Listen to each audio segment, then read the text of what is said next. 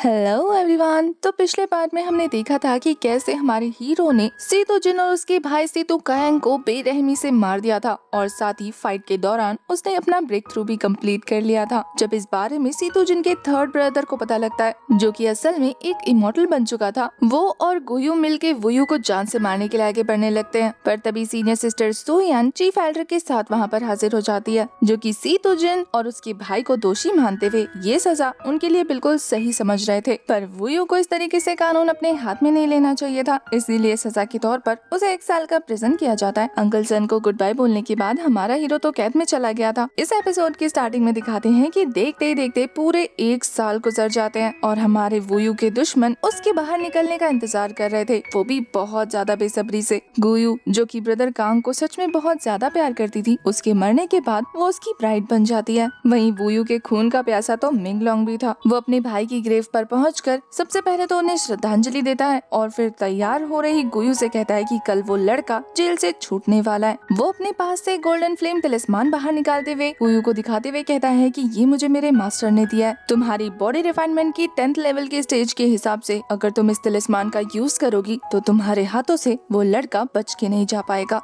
अब सब कुछ तुम्हारे हाथ में है। कल का दिन उस लड़के का आखिरी दिन होना चाहिए। सब कुछ खत्म होते ही मैं तुम्हारे यहाँ से जाने की तैयारी कर दूंगा। ब्रदर कांग ने पहले सिचुएशन को बहुत ज्यादा खराब कर दिया था। तुम किसी मुसीबत में मत पड़ना, अपने काम को सफाई से करना। कल के दिन उस लड़के की मौत को मैं अपने बड़े भाई के ओनर के रूप में सेलिब्रेट करूंगा। उसके जाने के बाद गुयू, जो कि नई नवेली दुल्हन की तरह तैयार थी, वो ग्रेव के सामने अपनी ड्रेस दिखाते हुए कहती है कि ब्रदर कांग, मैं लग रही हूँ ना आपकी वाइफ? बस आज का दिन और कल मैं आपकी मौत का बदला ले लूंगी। ये बोलकर वो 1 साल से जिस झोपड़ी में रह रही थी उसे आग लगाते हुए आगे बढ़ने लगती है, ये शो करने के लिए कि अब उसके पास खोने को कुछ नहीं बचा। वहीं दूसरी तरफ हम हमारे हीरो को देखते हैं, जो 1 साल बाद आजाद हो चुका था और उसका पूरा लुक पूरी तरह से चेंज हो चुका है। बाहर निकलते ही हीरो को और कोई नहीं बल्कि छोटू मंकी दाओये पिकअप करने आया था। उसे देखकर तो वुयू कहता है कि कमाल की बात है, मुझे 1 साल तक सिर्फ तुमने याद रखा। पर तभी वहाँ खांसने की आवाज आती है और ये और किसी की नहीं बल्कि सीनियर सिस्टर सोयान की आवाज थी, जो कि वुयू की गलतफहमी को दूर कर देती है कि उन्होंने भी उसे 1 साल तक याद रखा। सीनियर सिस्टर को देखते ही हमारा वुयू खुश हो जाता है। सीनियर सिस्टर उसके पास एक टॉप टायर मार्शल आर्ट लेकर आई थी, ये कहते हुए कि इसे मास्टर ने मुझे तुम्हें देने को कहा है, इसलिए तुम्हें जब भी टाइम मिले इसे अच्छे से पढ़ लेना। 1 साल से भी ज्यादा का वक्त हो गया है जब मिंग लैंग की कंडेंसिंग रियाल पर पहुंच गया है और अपनी की को कंडेंस करते हुए वो गार्डियन सुप्रीम का एक डिसाइपल बन चुका है। इसलिए तुम्हें ध्यान रखना होगा क्योंकि वो तुम्हारी जान का प्यासा है। मैं हर बार तुम्हें प्रोटेक्ट करने नहीं आ सकती। ये बात तो हमारे हीरो वुयू को भी अच्छे से पता थी। वो कहता है कि सीनियर सिस्टर को चिंता करने की कोई जरूरत नहीं, मैं इस मैटर को खुद संभाल लूंगा। सोयान को यही सुनने की उम्मीद थी, इसलिए वो वुयू को अपने साथ चलने को कहती है। पर वुयू कहता है कि उसे अपने फादर से मिलने जाना है उनकी ग्रेव पर, तो क्या वो उनके साथ चलेंगी? सीनियर सिस्टर सोयान यानी कि पीक मास्टर सोयान को वहाँ जाने से कोई प्रॉब्लम नहीं थी। इधर दूसरी तरफ हमें किंग मैंग को दिखाते हैं, जिसे सेक्ट के कुछ बदमाश गुंडे छेड़ रहे थे। वो उन लोगों को जरा भी नहीं घास डालती, लेकिन फिर भी उनमें से एक बंदा उससे शादी करने के लिए छटपटाए जा रहा था। वो बताता है कि कैसे किंग मैंग की स्मेल उसे बिल्कुल चॉकलेटी लगती है। पिछले 1 साल से वो किंग मैंग को फोर्स कर रहा है कि वो उससे शादी कर ले, पर किंग मैंग है कि उन्हें गुस्से से वहाँ से डांट कर भगा देती है। पर इस बार तो वो हद ही क्रॉस कर देते हैं, उसका पीछा ही नहीं छोड़ रहे थे, बार बार उससे लिपटे और चिपके जा रहे थे। इससे पहले कि किंग मैंग उनका मुंह तोड़ देती, तभी उसकी नजर वुयू पे पड़ती है, जिसे देखकर तो उसके चेहरे पर बहुत बड़ी स्माइल आ गई थी। वुयू भी लंबे समय के बाद उसे देखकर खुश था। यहाँ किंग मैंग कहती है कि मैं जानती थी कि तुम यहाँ जरूर आओगे, इसलिए मैं तुम्हारा यहीं वेट कर रही थी। पर तभी दाओये उसके हाथ से स्टिक छीनकर उस पर गुर्राने लगता है, जिसे देखकर वो कहती है कि तुमने इस गुंडे मंकी को कहाँ से पकड़ा? लगता है हमारे मंकी भाइयों को किंग मैंग बिल्कुल पसंद नहीं आई। तभी वहाँ आसपास पे खड़े हुए डिसाइपल्स वुयू को देखकर आपस में बात करने लगते हैं कि ये वुयू है ना, ये वही बंदा है जिसकी मिंग लैंग पिछले 1 सालों से वेट कर रहा है। मुझे तो लगता है कि अब ये 3 दिन भी जिंदा नहीं रहेगा। पर दूसरा वाला बंदा हंसकर उसकी बात को टालते हुए कहता है कि तुम 3 दिन की बात करते हो, मैं तो कहता हूँ कि ये 1 दिन भी जिंदा नहीं बचेगा। आज के आज ही मिंग लैंग इसे जान से मार देगा। उनकी बातें सुनकर तो किंग मैंग को काफी ज्यादा गुस्सा आ रहा था। वो कहती है कि अपनी बकवास बंद करो और फिर वो वो वूयू का हाथ पकड़ के वहाँ से जाते हुए कहती है कि इनकी बातों पे ध्यान मत देना, ये तो कुछ भी बकवास करते रहते हैं, इसलिए हम इन परेशान करने वाले लोगों से दूर चलते हैं। किंग मैंग ने वूयू का हाथ पकड़ा हुआ था। ये देखने के बाद इस टकलू भाई साहब के पूरे बदन में मिर्ची लग जाती है। वो तो कहता है कि पूरे साल से मैं सीनियर सिस्टर किंग मैंग को इम्प्रेस करने की कोशिश कर रहा हूँ, मैंने अभी तक उनकी एक उंगली को नहीं छुआ और तू कमीने, तेरी हिम्मत कैसे हुई उनका हाथ पकड़ने की, तेरे तो मैं हाथ को काट कर अलग कर दूंगा। ये बोलने के बाद वो गुस्से में अपनी स्वॉर्ड निकाल लेता है, पर इससे पहले कि वो उस पर अटैक कर पाता, किंग मैंग सामने आकर उसे हिट करके दूर ढकेल देती है, जिसे देखकर तो इस पर्सन का कहना था कि सीनियर सिस्टर आप बीच में मत आइए, ये मेरे और इस कमीने का मैटर है। आज मैं आपको दिखा दूंगा कि मैं कितना ज्यादा पावरफुल और बहादुर हूँ, ताकि आप हमेशा हमेशा के लिए मेरे प्यार में गिर जाए। कितने बड़े बड़े सपने हैं इसके। भाई लोग, अगर ये ऐसी शक्ल लेकर इतनी खूबसूरत लड़की को इम्प्रेस करने का जज्बा रखता है तो आप भी हार बिल्कुल मत मानना। अब तो पानी सर के ऊपर चला गया था। वूयू भी काफी नाराज हो जाता है, भैया उसकी दोस्त को छेड़ा जा रहा है, तो वो भी गुस्से में अपनी एनर्जी रिलीज करके उस बंदे को एक जबरदस्त मुक्का जड़ने की तैयारी कर लेता है। दोनों के ही पावरफुल अटैक्स आपस में टकराते हैं और काफी तेज एनर्जी रिलीज होनी शुरू हो जाती है। वहीं ये लोग उस बंदे के बारे में बात करते हुए कहते हैं कि सीनियर यू 9th रियाल्म पर है बॉडी रिफाइनिंग के, और वो पिछले काफी सालों से superior drunk and sword technique को प्रैक्टिस कर रहे हैं। आखिर वूयू जितना नौसिखिया बंदा उनके साथ कॉम्पिटिट कैसे कर सकता है, वो तो उसे यूं हरा देंगे। पर दूसरी तरफ हम हमारे हीरो को देखते हैं, जो कि बड़े आराम से उनके अटैक्स को डॉज किए जा रहा था, जिससे उनके सीनियर ब्रदर यू को गुस्सा आ जाता है और अब वो अपनी स्वॉर्ड लेकर जंप करते हुए वूयू पर एक खतरनाक अटैक थ्रो कर देते हैं, जिससे तो वूयू ने बिना अपनी पावर रिलीज करते हुए पंचेस और किक्स में ही ढेर कर दिया था। उसकी हालत पंचर करने के बाद वूयू भी लाइक और लड़ने का इरादा है क्या, पर वो बंदा अब भी हार नहीं मानता।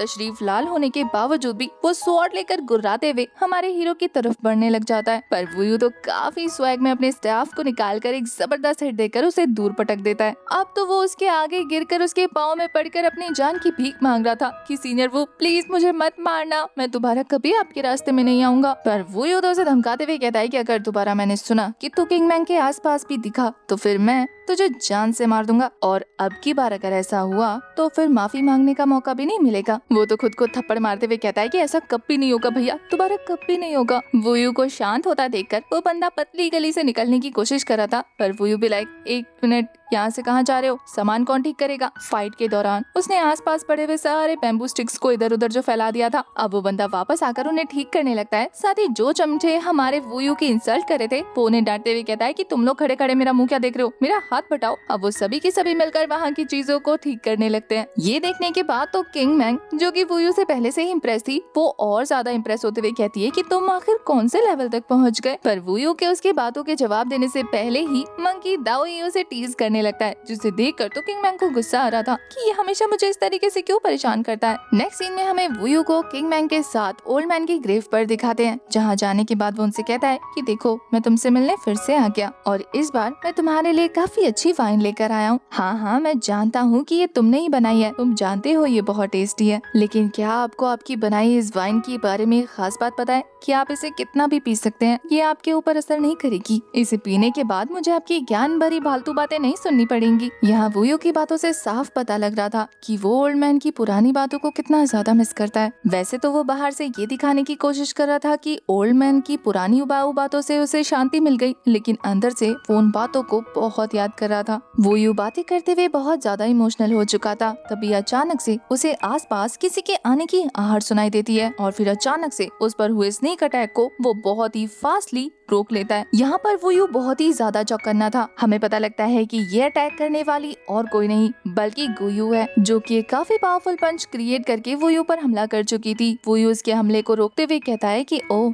तो ये तुम हो, मुझे तो लगा था मिंगलोंग मुझसे लड़ने खुद आएगा। वहीं दूसरी तरफ गुयू तो काफी ज्यादा गुस्से में थी। वो कहती है कि मैं यहाँ तुमसे चिट चैट करने नहीं आई हूँ, बल्कि मैं यहाँ तुम्हें जान से मारने आई हूँ, ताकि तुम्हें अपने सीनियर ब्रदर कांग को गिफ्ट के रूप में सौंप सकूं। इससे पहले कि वूयू आगे आकर फाइट कर पाता, तभी किंग मैंग गुस्से में अपनी स्वॉर्ड निकाल कर आगे बढ़ने लगती है, वो भी ये कहते हुए कि चोर औरत, तेरी हिम्मत कैसे हुई यहाँ आकर ग्रेव के सामने परेशानी खड़ी करने की। लगता है मरने का कुछ ज्यादा ही मन कर रहा है, तो चलो मैं तुम्हारी ये ख्वाहिश पूरी कर देती हूँ। अब उन दोनों लड़कियों के बीच में जबरदस्त फाइट दिखाते हैं। गुयू की पावर ज्यादा होने की वजह से वो किंग मैंग को झटका कर दूर कर देती है। इससे पहले कि वो किंग मैंग को हर्ट कर पाती, तभी वो अपने स्टाफ के साथ उसके ऊपर हिट देने शुरू कर देता है। जहाँ अब वो दोनों आपस में लड़ रहे थे, हमारे वुयू का तो कहना था कि अब मुझे अपने अल्टीमेट मार्शल आर्ट को प्रैक्टिस करने का मौका मिल गया। चलो देखते हैं कि तुम मेरे इस अल्टीमेट मूव के आगे कितनी देर तक टिक पाती हो, क्योंकि तुम्हारा और मेरा कोई मैच नहीं है। ये बोलने के बाद वो हवा में जंप करते हुए गोल्डन फ्लेम सोर्स टेक्निक से अटैक करता है। ये अटैक सच में काफी ज्यादा पावरफुल था, लेकिन वहीं दूसरी तरफ गुयू भी इस अटैक के लिए पूरी तरह से प्रिपेयर थी, इसलिए वो अपने 1000 ब्लेड स्टेप का यूज करते हुए उस अटैक को काउंटर करने लगती है।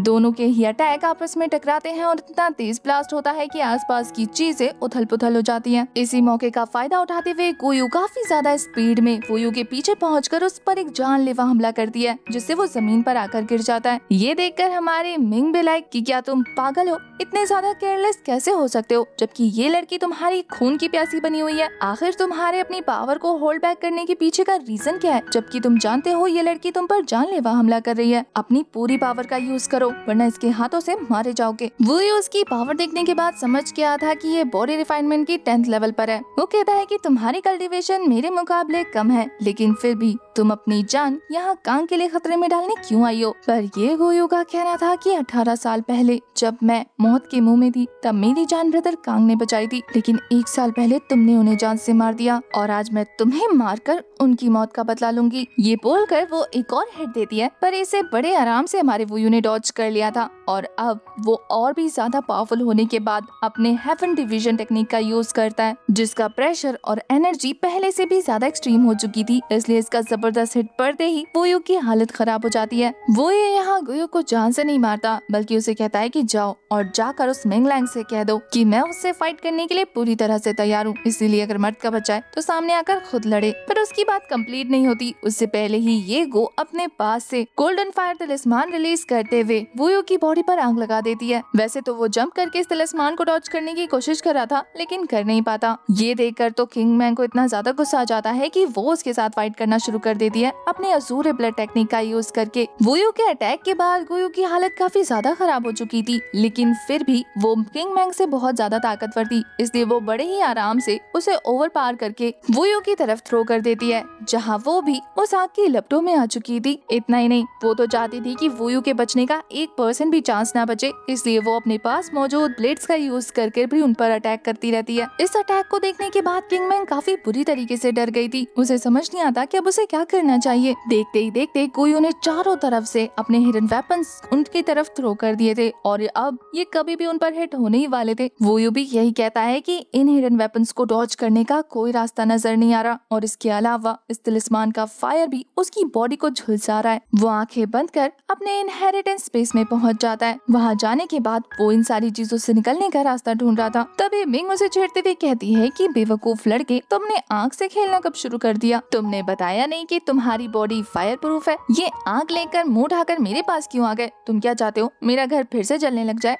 निकलो यहाँ से। वैसे ऐसा मिंग बस वुयू को छेड़ने के लिए कह रही थी, क्योंकि वो तभी वहाँ पर एक फायर फॉर्मेशन एक्टिवेट कर देती है, जिसकी हेल्प से हमारे वुयू की बॉडी पर लगा फायर पूरी तरह से वैनिश हो जाता है। वो फॉर्मेशन उसकी बॉडी का सारा फायर एब्जॉर्ब कर चुका था और उसी तिलिस्मान के फायर का यूज करके हमारा वुयू अपने ड्रैगन को और भी ज्यादा पावरफुल बना लेता है और उसी फायर ड्रैगन का यूज करके अब वो गुयू पर एक जानलेवा हमला थ्रो कर चुका था। इस फायर स्पिरिचुअल ड्रैगन से हिट होने के बाद गुयू की हालत बहुत ज्यादा खराब हो जाती है, दोबारा फाइट करने लायक नहीं बचती और हमारा हीरो देखते ही देखते इस फाइट के दौरान भी ब्रेक थ्रू करके बॉडी रिफाइनमेंट की 8th लेवल तक पहुंच जाता है। उसने फिर से अपनी बॉडी में लगे फायर का यूज करके अपनी कल्टीवेशन को इनहेंस कर दिया था। किंग मैंग को समझ नहीं आता कि ये लड़का इतने ज्यादा इंटेंस सिचुएशन में भी ब्रेक थ्रू कैसे कर लेता है। इस बार भी हमारे वुयू ने उसकी जान को बख्श दिया था, इसलिए वो कहता है कि चली जाओ यहाँ से, क्योंकि तुम मुझे कभी भी जान से नहीं मार सकती। तुम्हारे अंदर इतनी पावर भी नहीं है और ना ही मैं तुम्हें ऐसा करने दूंगा। ये बोलकर वो तो वहाँ से जाने लगता है, लेकिन ये कुत्ते की दुम बिल्कुल सीधी होने का नाम नहीं लेती। वापस से स्वॉर्ड निकाल कर ये गोयो के ऊपर हमला करना शुरू कर देती है। इस बार वो यू से नहीं छोड़ता, बल्कि एक और किलिंग अटैक करके इस बार फाइनली उसकी जान ले लेता है। गोयो ने सच में ब्रदर कांग से बहुत ज्यादा प्यार किया था, इसलिए वो मरते हुए भी उसके साथ आफ्टर लाइफ में जीने के सपने देखने लगती है। उसके मरते ही हमें सीतू कैंग की कब्र को दिखाते हैं, जहाँ पर एक फ्लावर पेटल लाकर गिरता है। इसका मतलब ये है कि अब वो दोनों फाइनली साथ हैं। गलत होने के बावजूद भी वो उस लड़के से बहुत ज्यादा प्यार करती थी। और इसी सीन के साथ हमारा ये वाला एपिसोड भी हो जाता है खत्म। आपको आज का एपिसोड कैसा लगा कमेंट करके जरूर बताना। तब तक के लिए bye bye, tata, take care.